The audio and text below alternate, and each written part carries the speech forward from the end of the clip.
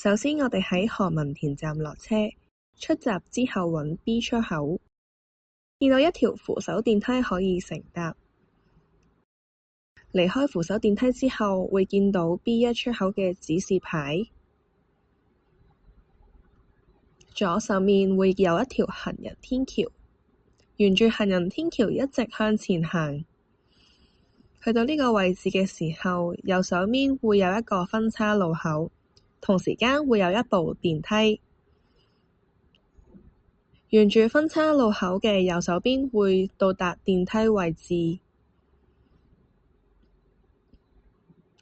搭 lift 落到地面之後，轉左，沿住直路一路向前行。首先會經過寶其利街，然後經過曲街，下一個路口就係必嘉街啦。到達必嘉街之後，轉左向前行，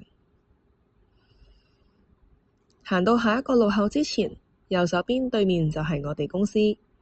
過埋馬路之後就會到達見面地點啦。